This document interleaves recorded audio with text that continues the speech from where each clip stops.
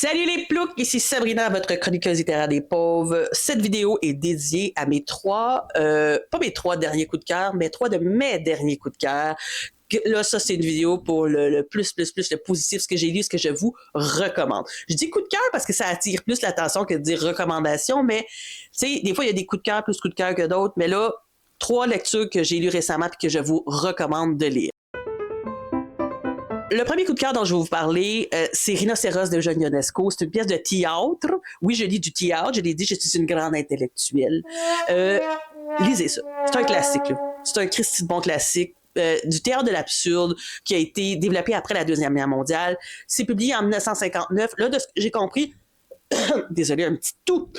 De ce que j'ai compris, publié en allemand, traduit en français par la suite, c'est fucked up, là. C'est fucked up, mais soyez-vous, lisez ça, prenez-le pour ce que c'est. Je vous le résume, là, mais vous allez dire comme Chris, c'est bien cave. Non, lisez-le, digérez-le, parce que après ça, il y a beaucoup de choses qu'on peut sortir de là. On est sur une terrasse, puis il y a deux amis qui sont assis, puis à un moment donné, ils jasent, puis ils voient un rhinocéros passer, OK?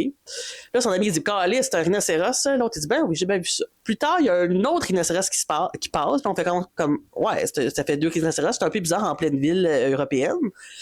Et tranquillement, dans la pièce de théâtre, on se rend compte que c'est des êtres humains qui se transforment en rhinocéros, puis la panique s'installe.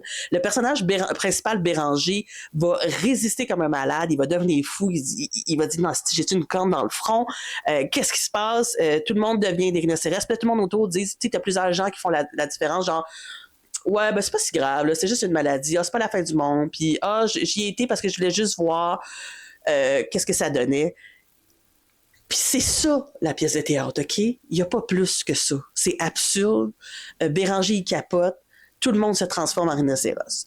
Là, tu lis ça, puis tu te dis, « Eh boy, mais qu'est-ce que l'auteur a voulu me dire? » Puis là, j'ai été lire un peu. Puis là, il y a des gens, tu sais, ça se développe après la Deuxième Guerre mondiale. On est après le nazisme, le fascisme. Puis ça serait comme une dénonciation du conformisme, de la montée du totalitarisme, de la non-résistance, comment des gens y ont été dans façon comme curieux, naïvement, pour être comme tout le monde. Mais moi, je pense que la pièce de théâtre peut aussi s'adapter à aujourd'hui où on peut se poser des questions encore sur le conformisme. C'est pour ça que je la trouve intéressante parce que, d'un, lisez-la, posez-la, digérez-la, parce que sur le coup, faites comme « Eh, boy ». Mais après ça, allez lire différents avis. Moi, je trouve qu'elle est encore beaucoup d'actualité aujourd'hui sur le conformisme surtout. Moi, peut-être idiote, je vois des liens avec les réseaux sociaux, comment est-ce qu'on se fait de plus en plus vendre des choses, qu'on perd notre identité, que certains y vont par curiosité, d'autres par acceptation. Cette pièce de théâtre-là, là, je pense qu'elle parle en 1960, elle parle en 2026, mais elle va parler dans 50 ans plus tard. C'est du théâtre de l'absurde, comme je vous l'ai dit, c'est absurde. Fait que quand vous la lisez, cherchez rien. C'est après, allez chercher. Fait que ça, c'est un de mes coups de cœur, une recommandation que je vous fais. Deuxième recommandation lecture que je vous fais, c'est un roman québécois qui est moins connu, mais que je veux que vous alliez lire. C'est Artefact de Carl Leblanc. OK?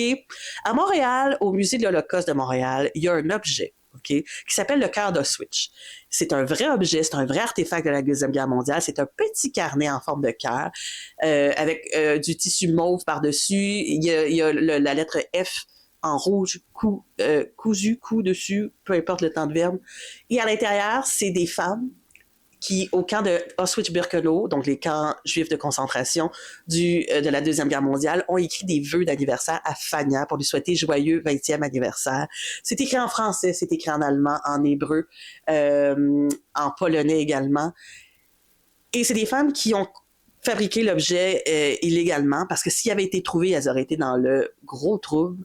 Mais c'est un objet qui témoigne de la volonté de vivre, de la volonté d'exister, d'avoir de l'humanisme, de l'humanité dans l'horreur.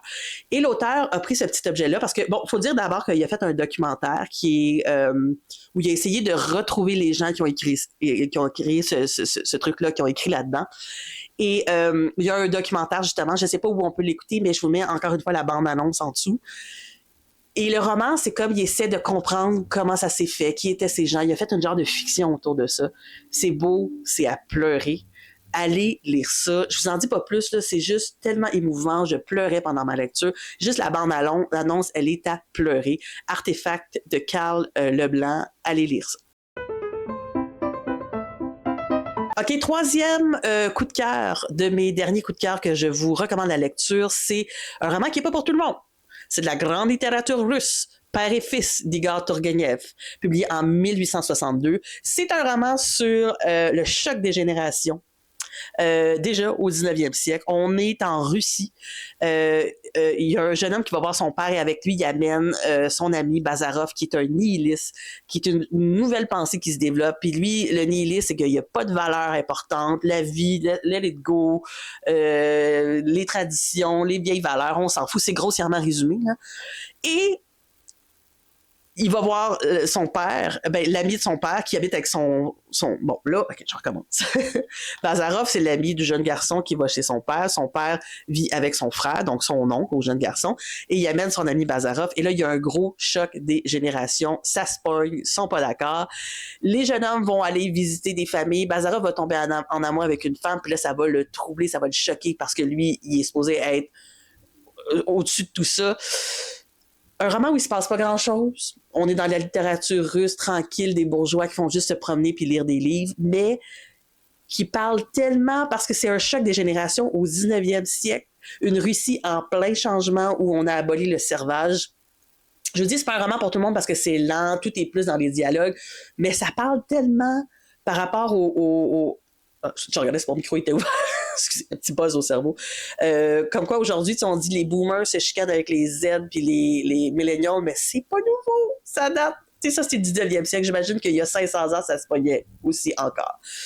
Père et fils, Turgenev, publié en 1862, ça a été un de mes coups de cœur. Moi, j'adore la littérature russe. Je trouve ça tellement beau, tellement poignant. Allez lire ça, mais pas pour tout le monde. Pour ceux qui aiment la littérature langue, les classiques et tout ça. Voilà, c'était une petite vidéo express pour vous parler de mes 3 derniers coups de cœur, mes 3 dernières recommandations de lecture, de mes 3 dernières. J'en ferai d'autres pour ceux qui aiment mieux avoir des recommandations. Sur ce, je vous souhaite plein de lectures, plein de bonheur. Amusez-vous. Au revoir, mes petits choux.